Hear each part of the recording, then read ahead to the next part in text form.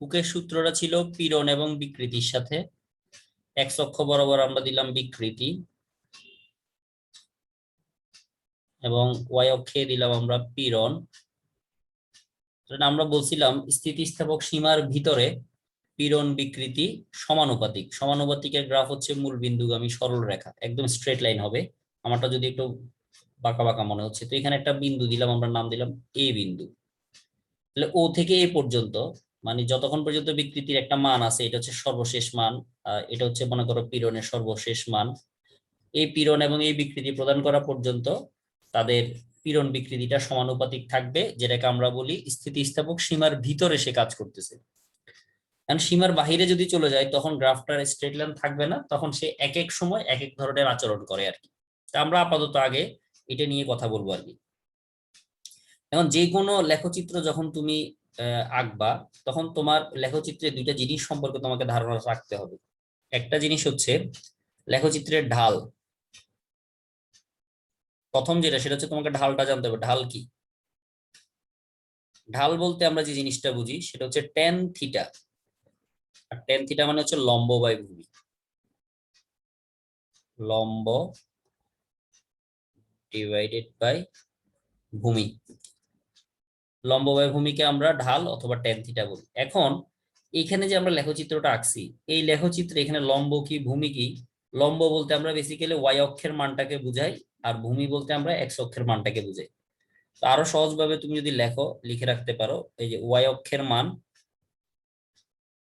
যে কোনো লেখচিত্রের জন্য অবশ্যই এটা, ওয়াই অক্ষের মানকে আমরা লম্ব বলবো এবং এক্স অক্ষের মানটাকে আমরা ভূমি বলতেছি আর কি। তাহলে ওয়াই অক্ষ বরাবর আছে পীড়ন, আর এক্স অক্ষ বরাবর আছে বিকৃতি। তাহলে এই লেখচিত্রের ঢাল আমাদেরকে যে জিনিসটা প্রকাশ করতেছে সেটা হচ্ছে পীড়ন ডিভাইডেড বাই বিকৃতি, যেটাকে আমরা সংক্ষেপে ওয়াই বলি। পীড়ন বিকৃতি সমানুপাতিক, সেখান থেকে ওয়াই সমান লেখা যায় পীড়ন সমানুপাতিক সমান বিকৃতি আর কি। তো পীড়ন বাই বিকৃতি সমান আমরা ওয়াই, যেটাকে আমরা গত ক্লাসে পড়ছিলাম ইয়ং এর গুণাঙ্ক বলা যাচ্ছে।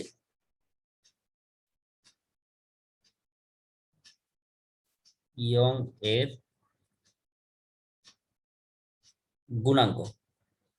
তার মানে হুকের সূত্রের যে লেখচিত্রটা, সেই লেখচিত্রের ঢাল ইয়ং এর গুণাঙ্ক প্রকাশ করতেছে। এটা গেলে একটা জিনিস, মানে ঢাল সম্পর্কে তোমাকে ধারণা থাকতে হবে। আর দুই নাম্বার জিনিসটা হচ্ছে সেই লেখচিত্রের ক্ষেত্রফল কি নির্দেশ করবে।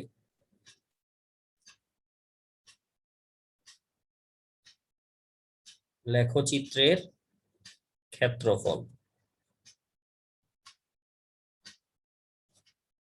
কারণ ক্ষেত্রফলটা কি, এখানে যে আমরা লেখচিত্রটা আঁকছি ও থেকে এ, এ বিন্দু থেকে এক্স অক্ষের উপর মনে করো আমরা একটা লম্ব টেনে নিলাম, মানে আমরা বোঝানোর জন্য যে লেখচিত্রটার ক্ষেত্রফলটা কতটুকু।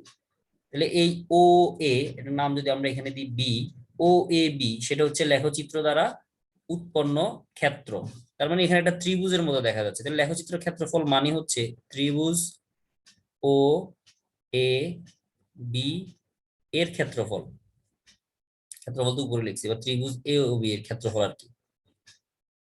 তাহলে ত্রিভুজের ক্ষেত্রফল আমরা নির্ণয় করি কিভাবে? হাফ ইন্টু ভূমি ইন্টু, ভূমি হিসেবে আছে বিকৃতি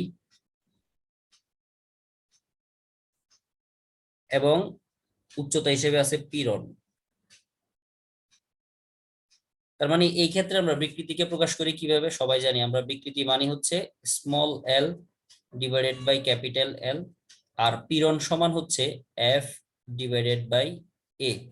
তার মানে লেখচিত্রের ক্ষেত্রফলটা যদি কখনো তোমাকে বের করতে বলে, তখন তুমি এই ভ্যালুগুলো জানলে তুমি এই কাজটা করতে পারবে। মানে half small L by capital L into F by A, এই মানগুলো জানা থাকলে তুমি সেই লেখচিত্রের ক্ষেত্রফলগুলো বের করতে পারবে, যেটা প্রশ্নে মাঝে মাঝে আমাদের কাছে জানতে চায়।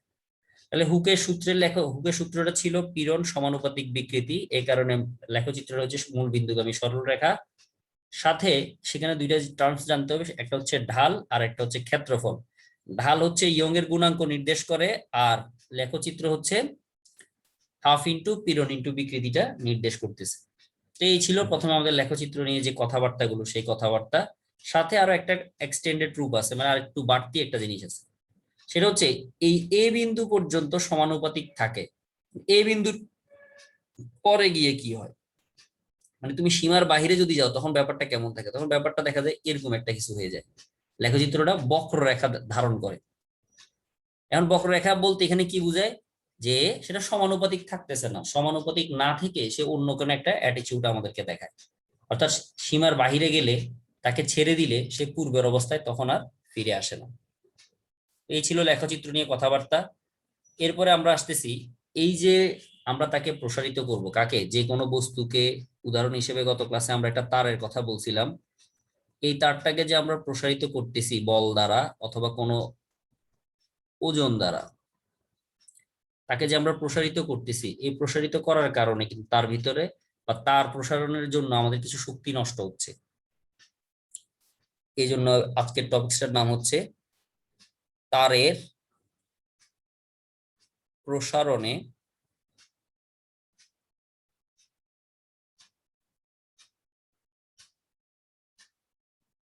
সঞ্চিত সঞ্চিত শক্তি বলা যায়, বা সঞ্চিত বিভব শক্তি বলা যায়, অথবা তুমি বলতে পারো কাজ, মানে আমরা কতটুকু কাজ করতেছি তাকে প্রসারিত করতে। তাহলে একটা তারের প্রসারণের জন্য আমাকে তার প্রসারণ করলে তার ভিতরে একটি শক্তি জমা হয়। কেন? কারণ আমরা বল প্রয়োগ করছি, আর এই বল প্রয়োগের রেজাল্ট হিসেবে মনে করো একে আমরা কিছুটা প্রসারিত অবস্থায় পাইছি। ব্যাপারটা হচ্ছে এরকম আর কি। তাহলে এটা হচ্ছে তার আদি দৈর্ঘ্য ক্যাপিটাল এল। তারপর হচ্ছে ক্ষেত্রফল, যেই ক্ষেত্রফলে তোমরা বলটা প্রয়োগ করতেছো, এখানে আমরা তাকে ক্ষেত্রফল বলতেছি। এরকম ব্যাপারগুলো গত ক্লাসে যদিও একটু করে বলছিলাম আমরা। তাহলে এখন আমরা যে তাকে বল প্রয়োগ করব, বল কি যে কোনো মাত্রা প্রয়োগ করলে সে প্রসারিত হয়ে যাবে? এখানে বলটা বলছিলাম গত ক্লাসে, এটা হচ্ছে একটা পরিবর্তনশীল বল। বলছি কিনা জানি না, আজকে আবার বলে দিচ্ছি। যে কোনো একটা স্প্রিং, মনে করো এখানে তার না ঝুলে আমরা একটা স্প্রিং ঝুলেলাম, স্প্রিং কে যেই বলটা আমরা প্রদান করি সেই বলটা ছিল একটা পরিবর্তনশীল বল। এইখানে তারটাকে আমরা যে বল প্রয়োগ করতেছি সেটাও একটা পরিবর্তনশীল বল। যদি বলে কেন, তুমি যদি 10 নিউটন প্রয়োগ করো, ধরে নিলা তার 1 সেন্টিমিটার প্রসারিত হচ্ছে, তুমি 20 নিউটন প্রয়োগ করলে সে আরেকটু বাড়বে, আরো বল দিলে সে আরেকটু বাড়বে। তার মানে বলের মানের পরিবর্তনের কারণে তার প্রসারণটা হচ্ছে। এমন না যে একটা নির্দিষ্ট বলের জন্য, বল কখনো এখানে নির্দিষ্টভাবে দেওয়া যায় না। যে কোনো কিছুকে টানার ক্ষেত্রে তোমাকে 0 থেকে শুরু করতে হয়, যে আমি বলের মান আস্তে আস্তে বাড়াচ্ছি, সে আস্তে আস্তে প্রসারিত হচ্ছে। তাহলে পরিবর্তনশীল বল যখন হয়, ওই পরিবর্তনশীল বলের জন্য কাজের সমীকরণটা আমরা কাজ শক্তি ক্ষমতাতে দেখছিলাম, এছাড়াও বিভিন্ন জায়গায় আমরা দেখছি, মহাকর্ষ অভিকর্ষেও দেখছি। এরপর আবার অষ্টম অধ্যায় যেটা পর্যাবৃত্ত গতি, সেখানেও আমরা এই ব্যাপারটা দেখছিলাম। তাহলে পরিবর্তনশীল বলের জন্য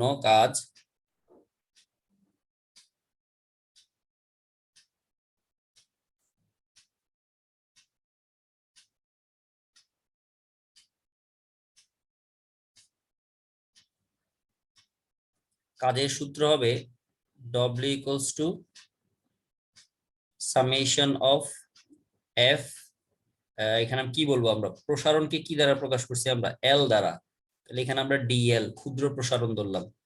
তাহলে প্রসারণটা যখন শুরু হবে তখন প্রসারণের মান হবে 0, মানে কোনো প্রসারণ হয় নাই, এটা হচ্ছে লোয়ার লিমিট।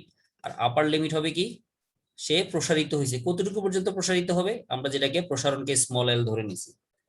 তাহলে এখানে কাকে কার সাপেক্ষে আমরা যোগজীকরণ করতেছি, স্মল এল এর সাপেক্ষে স্মল এল কে আমরা বলতেছি কি, কতটুকু বৃদ্ধি পাচ্ছে অথবা কতটুকু হ্রাস পাচ্ছে সেটাকে আমরা এল দ্বারা প্রকাশ করতেছি। তাহলে 0 মানে হচ্ছে কোনো প্রসারণ হয় নাই, আর এল মানে হচ্ছে এখানে প্রসারিত হচ্ছে। এর মানটা তুমি তোমার মতো করে ধরতে পারো, 1 2 3 4 যেটাই বলো। তাহলে প্রথম আসে এফ এর ব্যাপারে। এফ সমান আমরা কি লিখতে পারি, আমরা ওয়াই এর সমীকরণ করছিলাম, Y equals to F L A small L. সেখান থেকে তুমি এফটাকে যদি আলাদা করে নিয়ে আসো, তাহলে সমীকরণটা দ্বারা Y A small L divided by capital L. তাহলে এই এফ এর মানটা আমরা এখানে বসাবো, যেখান থেকে আমরা যোগজীকরণের মাধ্যমে কাজের সমীকরণটা পাবো। Lower limit 0, upper limit L, capital F এর জায়গায় বসবে Y A small L divided by capital L সাথে ডিএল। তাহলে যোগজীকরণ করব শুধু স্মল এল কে, তাহলে স্মল এল ছাড়া বাকি যারা আছে সবাইকে আমরা বের করে নিয়ে আসবো আলাদা জায়গায়, যেহেতু তাদের কোনো যোগজীকরণ হবে না। 0 এল স্মল এল ডিএল। তাহলে এখানে এই যে সূত্রটা, যেখানে যোগজীকরণের সূত্রটা তোমাদেরকে বুঝিয়েছিলাম যে x to the power n এর সূত্র, l এর উপরে পাওয়ার নাই তার মানে কিছু নাই, মানে 1 আছে। তাহলে যারা ধ্রুবক বা সহগ হিসেবে আছে তারা তাদের মতোই থাকবে। এখানে সূত্রটা ছিল x to the power n এর সাথে 1 যোগ হবে, অর্থাৎ এখানে হয়ে যাবে 2, নতুন পাওয়ার দ্বারা ভাগ হবে, উপরে আপার লিমিট নিচে লোয়ার লিমিট, যেটা যোগজীকরণের একটা সূত্র, যে সূত্রটাই বলছিলাম যে আমাদের ফিজিক্সে সবচেয়ে বেশি কাজে লাগবে। তাহলে কাজ W সমান দাঁড়াচ্ছে আমাদের ওয়াই এ ক্যাপিটাল এল, টুটাকে যদি বাইরে নিয়ে আসি হাফ হিসেবে আর কি, তাহলে একবার বসবে আপার লিমিট স্কোয়ার মাইনাস লোয়ার লিমিটের স্কোয়ার ফার্স্ট ব্র্যাকেট। তাহলে সব কিছু শেষ করার পর যে ফাইনাল ফরম্যাটটা আমাদের হাতে আসতেছে সেটা হচ্ছে হাফ থাকলো সামনে, Y A small L square divided by capital L, যেটাকে আমরা সঞ্চিত শক্তি, বিভব শক্তি অথবা কাজের সমীকরণ হিসেবে বলতে পারতেছি। তাহলে তুমি যদি একটা তারকে প্রসারিত করতে চাও এবং প্রসারণের জন্য তুমি তাকে বল প্রয়োগ করছো, তাহলে এফ বল প্রয়োগ করার কারণে তার ভিতরে স্মল এল পরিমাণ প্রসারণ দেখা গেছে। এখন আমরা যে এখানে বলটা প্রয়োগ করছি এটা একটা পরিবর্তনশীল বল, কারণ বলের মানটা তুমি 0 থেকে শুরু করতেছো, আস্তে আস্তে বলের মান বাড়াচ্ছ, প্রসারণটা আস্তে আস্তে হচ্ছে। এই পরিবর্তনশীল বল হওয়ার কারণে সরাসরি আমরা W=Fs cos θ সূত্রটা ব্যবহার করতে পারি না, সেখানে যোগজীকরণ আনতে হয়। তা আনার পরে আমাদের টোটাল সূত্রটা আসতেছে W=half Y A small L square divided by capital L. এটা হচ্ছে কাজ বলুক, অথবা অনেক সময় বলবে একটা তারকে প্রসারিত করলে তার ভিতরে যেই শক্তি জমা হয়ে থাকে, সঞ্চিত শক্তি অথবা বিভব শক্তি, যেটাই বলুক সূত্র একই থাকবে। এখন এই সূত্রটাকে আমরা চাইলে হালকা একটু চেঞ্জ করতে পারি। এটা তো সূত্র ঠিক আছে, এটা দিয়েও অঙ্ক করতে পারি। এটা ছাড়াও আরেকটা সূত্র আসে, সেটাও একটু এনে দেখাই দিই তোমাদেরকে। Half Y A small L divided by capital L into small L, মানে স্মল এলটাকে একটু আলাদা করে নিলাম। তাহলে এই যে জিনিসটা, এটার পরিবর্তে কিছুক্ষণ আগে আমরা বের করে দেখাইছি যে এটা মানে হচ্ছে এফ, তাহলে আমরা সরাসরি লিখতে পারি half into F into small L, মানে এফ এল লিখতে পারি। তাহলে কাজের সূত্র তোমার কাছে দুইটা থাকতেছে হিসেবে, তুমি উপরেরটা মনে রাখা হয়তো একটু কঠিন হয়ে যায়, এই কারণে নিচেরটা মনে রাখতে পারো। তবে প্রশ্নের উপর ডিপেন্ড করবে আমরা কোন সূত্র ব্যবহার করব। যদি বল নিয়ে বলের কথা বলে বা বল নিয়ে আমাদের কাজ হয় তখন আমরা নিচেরটা ব্যবহার করলাম, কিন্তু উপরেরটাতে কিন্তু কোনো বল নাই, ওখানে যদি ইয়ং এর গুণাঙ্ক নিয়ে কোনো কথা বলে তখন ইয়ং এর গুণাঙ্ক ব্যবহার করতে পারবো আমরা। এটা প্রশ্নের উপরই আলটিমেটলি ডিপেন্ড করবে। নিচেরটা মনে রাখলেই হচ্ছে, এফ এর মানটা তুমি এনে এখানে বসাই দিলে তুমি উপরের ফরম্যাটটাও পেয়ে যাচ্ছ, যে যেভাবে মনে রাখতে পারে আর কি। তাহলে এই হলো আমাদের তারের যে প্রসারণ করতেছি আমরা, এই প্রসারণের কারণে তার ভিতরে যে পরিমাণ শক্তি জমা হচ্ছে অথবা আমরা যে কাজটা করতেছি সেই কাজটা আমরা কিভাবে বের করব। এতটুকু পর্যন্ত কি কারো কোনো কোশ্চেন আছে কিনা?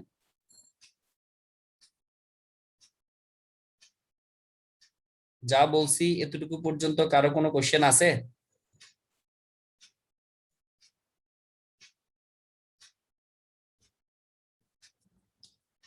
নাই।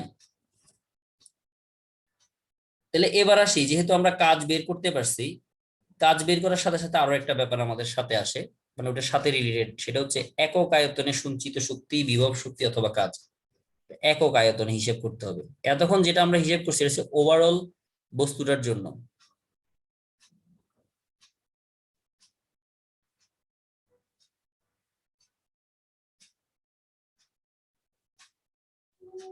আর এখন যেটা আমরা বের করবো এটা হচ্ছে একক আয়তনে সঞ্চিত শক্তি বলতে পারো, অথবা বিভব শক্তি বলতে পারো, অথবা তুমি একক আয়তনে আসলে কাজ হয় না, বিভব শক্তি বা সঞ্চিত শক্তি হিসেবেই আমরা তাকে ধরে নিলাম আর কি।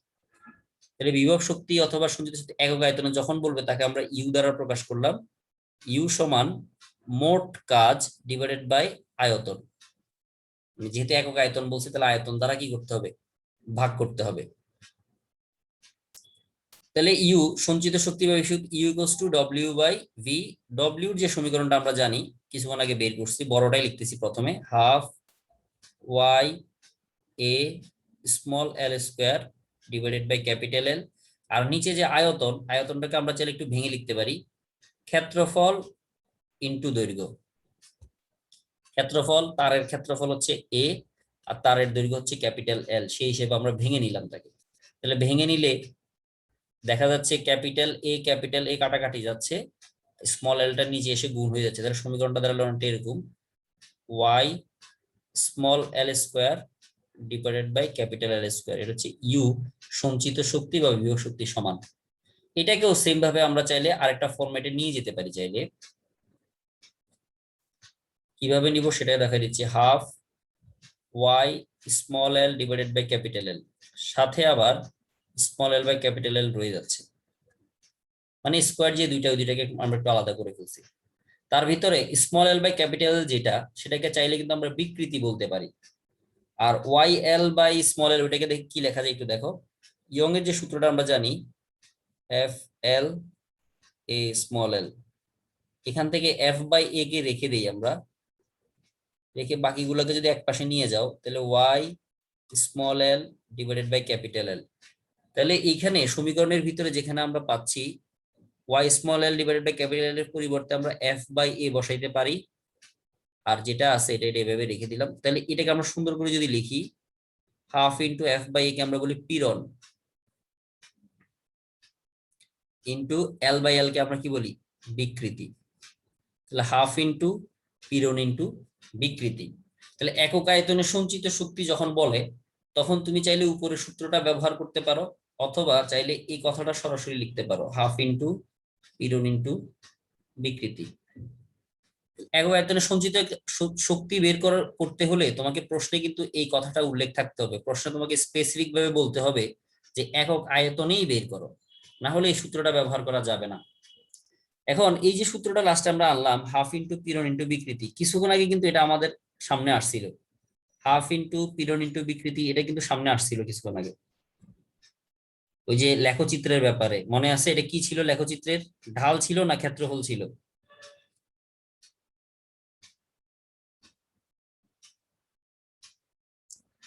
হাফ ইন্টু পীড়ন ইন্টু বিকৃতি, এটা লেখচিত্রের কি ঢাল ছিল নাকি ক্ষেত্রফল ছিল?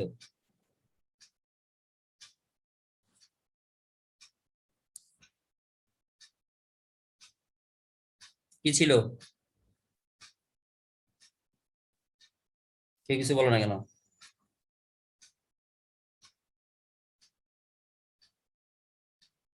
লেখচিত্রের ক্ষেত্রফল ছিল।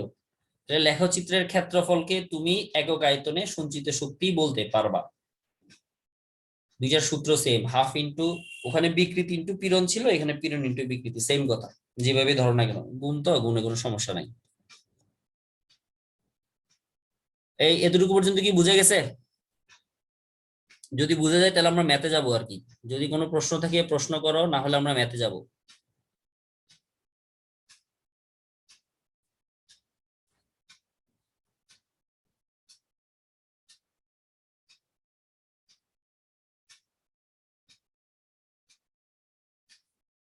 ঠিক আছে, তাহলে আমরা ম্যাথে যাচ্ছি সরাসরি। এই ছিল আমাদের থিওরি একটা অংশ, এরপর আরো অনেকগুলো অংশ আছে, এর ভিতরে আমরা একটু ম্যাথে যাই।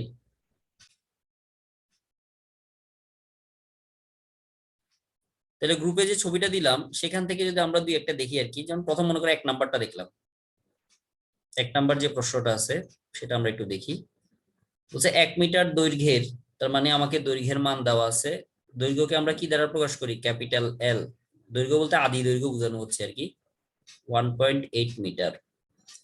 এবং ব্যাসের, ব্যাস দেওয়া আছে, তার মানে ডি দেওয়া, যদিও আমাদের ব্যাস দরকার নাই, আমাদের দরকার ব্যাসার্ধ। সাথে সাথে আমরা ব্যাসার্ধটা বের করে ফেলবো, 3 × 10⁻⁴ আচ্ছা, আর ব্যাসার্ধ যদি জানি আমরা কিন্তু ক্ষেত্রফলও বের করে ফেলতে পারি, যেহেতু আমাদের সূত্রে ক্ষেত্রফল আছে পাই আর স্কোয়ার। চাইলে বের করতে পারো, আর চাইলে আমরা পরেও পরে সূত্রে একসাথে বসাই দিতে পারি, পরেই বসাই। আচ্ছা, ব্যাসের একটি স্টিলের তারের এক প্রান্ত ঘরের ছাদের একটি হুকের সাথে বেঁধে অপর প্রান্তে 8 কেজি ভর ঝুলিয়ে দিলে, তাহলে ভর দেওয়া আছে, কত ভর ঝুলানো হয়েছে, 8 কেজি। দৈর্ঘ্য কতটুকু বৃদ্ধি পাবে? দৈর্ঘ্য বৃদ্ধি হচ্ছে small L, small L is equals to what. যেখানে ইয়ং এর, স্টিলের ইয়ং এর গুণাঙ্ক যেটাকে আমরা ওয়াই বলি, ইয়ং এর গুণাঙ্ক ওয়াই সমান 2.2 ইন্টু 10⁻11 নিউটন মিটার ইনভার্স 2। এই হচ্ছে আমাদের মান, আমাদেরকে স্মল এল বের করতে। তাহলে সরাসরি আমরা ইয়ং এর গুণাঙ্কের যে সূত্রটা জানি সেখানে চলে গেলেই হচ্ছে এফ বাই এল এ ক্যাপিটাল এল।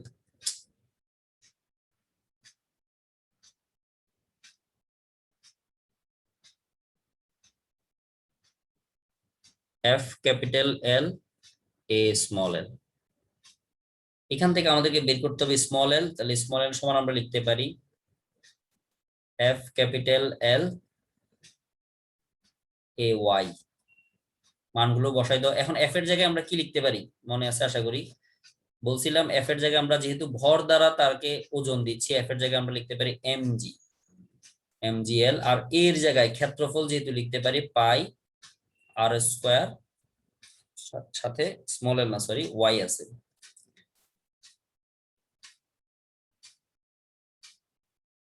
সাথে আছে ওয়াই।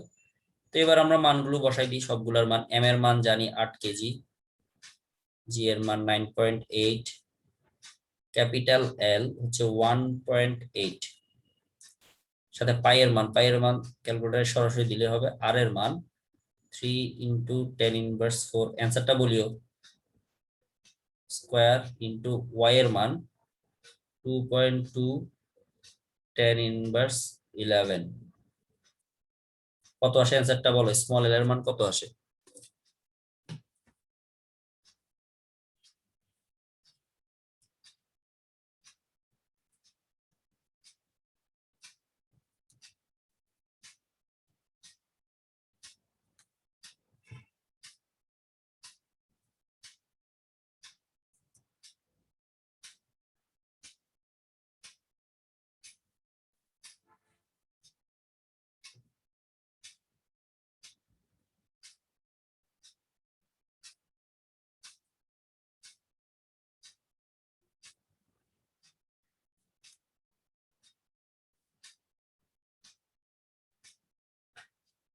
আসছে কারো?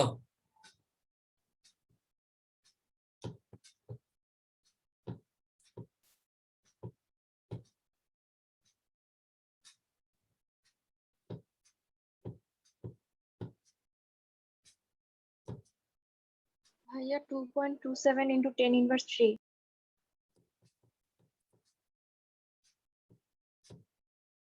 2.27 ইন্টু 10 ইনভার্স 3। 3. 2.27 ইন্টু 10 ইনভার্স 3, ঠিক আছে, এত মিটার। তো এই অঙ্কটা হচ্ছে এই বেসিসে। এখন তোমাকে ওয়াই এর মান বের করা ছাড়া বা স্মল এল এর মান বের করা ছাড়া তোমাকে বলতে পারো যে কি পরিমাণ কাজ হবে, মানে পরের প্রশ্ন চাইলে কাজের কথাটা বলতে পারে, সেই ক্ষেত্রে তুমি কাজটা বের করে দেখাবা। মোটামুটি অঙ্কগুলো এরকমই, যেমন এক এক নাম্বারটা যেরকম, 2 নাম্বারটাও মোটামুটি সেম একই রকম, 3 নাম্বারটাও সেম, তারপরে 4 নাম্বারটাও প্রায় সেম, 5 নাম্বারটা এটা অন্য টপিক্সের, ওটা অন্য কথা।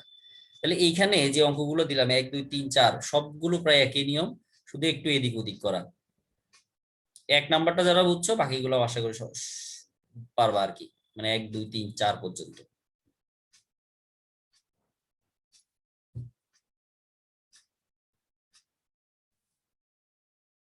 তো অঙ্কে না গিয়ে আমরা দুই একটা ইম্পর্টেন্ট কথা বলি, আর দুই একটা ইম্পর্টেন্ট কথা হয়তো বা ভুলে আমি বলি নাই।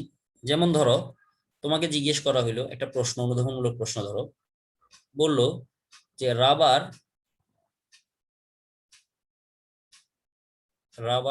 ও স্পাতের মধ্যে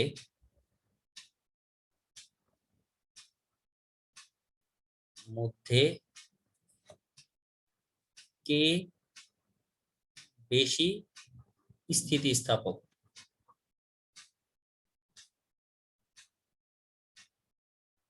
এটা ব্যাখ্যা করো বা বলো আমাদেরকে যে কে বেশি স্থিতিস্থাপক। এখন তোমাদেরকে একটা জিনিস মনে রাখতে হবে যে ওয়াই মানে যার ইয়ং এর গুণাঙ্ক বেশি হবে, ওয়াই এর মান যার বেশি সে বেশি স্থিতিস্থাপক। ওয়াই এর মানটা লিখতে ভুলে গেলাম, ওয়াই এর মান যার বেশি সে বেশি স্থিতিস্থাপক। এখন যদিও অনেকের কাছে মনে হয় যে রাবারটা বেশি স্থিতিস্থাপক, আসলে না। যদি আমরা বুঝাই দিই তাহলে দেখবে যে ইস্পাতটা তোমার কাছে বেশি স্থিতিস্থাপক মনে হবে। তো এটা বোঝানোর জন্য আমরা একটা কাজ করি, সেটা হচ্ছে রাবার এবং ইস্পাতের জন্য দুইটা সমীকরণ আমরা ধরি। মনে করো দুইটা তার নিলাম আমরা, একটা রাবারের একটা ইস্পাতের, দুজনের ক্ষেত্রফল একই, দুজনের আদি দৈর্ঘ্য যেটা সেটাও সেম, দুজনের উপর আমরা একই পরিমাণ বল প্রয়োগ করলাম। তাহলে তুমি নিজেই বলো, একই রকম দেখতে দুইটা তার, একটা হচ্ছে রাবারের একটা হচ্ছে ইস্পাতের, কোনটাকে একই বল দিলে বেশি প্রসারিত হবে? কোনটা? রাবার না?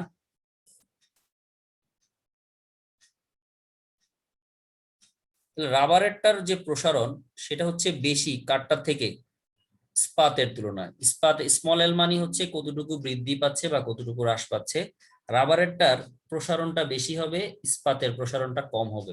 এই ব্যাপারগুলো প্রথমেই আমরা আগে থেকে ধরে নিলাম। এবার দুইজনের জন্য যদি দুইটা সমীকরণ আমরা ধরি, যেমন রাবারের জন্য ওয়াই আর দিয়ে আমরা একটা সমীকরণ ধরলাম, এফ ক্যাপিটাল এল এ স্মল এল, রাবারের জন্য আর বুঝাইলাম আমরা, এটাকে 1 নম্বর সমীকরণ ধরলাম। এটা হচ্ছে রাবারের জন্য। সেম ভাবে ইস্পাতের জন্য আমরা ধরি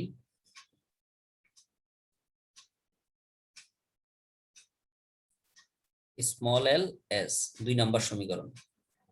তাহলে এফ এল এবং এ দুইটার জন্যই আমরা সেম ধরে নিছি নিজেরা, যে দুইটা তার নিলাম দেখতে একই রকম। এরপরে আমরা যদি 2 নং সমীকরণকে 1 নং সমীকরণ দ্বারা ডিভিশন করি, তাহলে কি দাঁড়ায়? Y S divided by Y R সমান এফ এল এ স্মল এল এস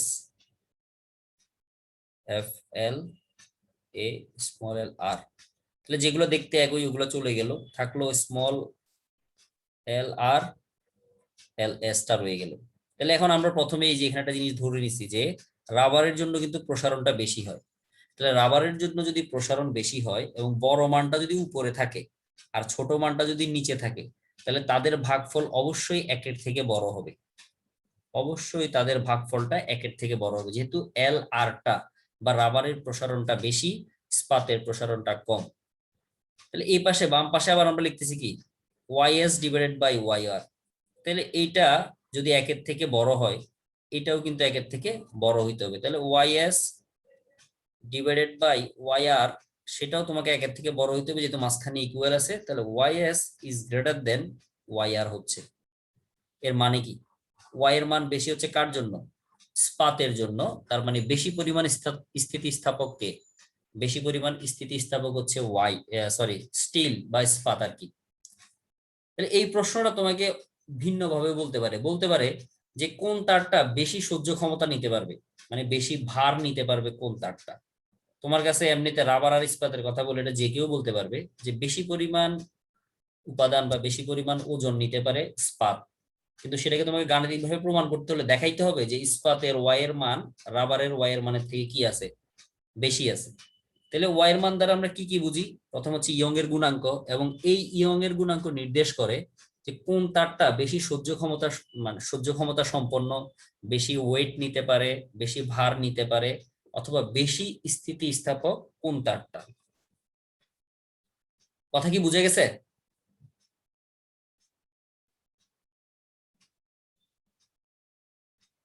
কথা কি বুঝতে পারছো?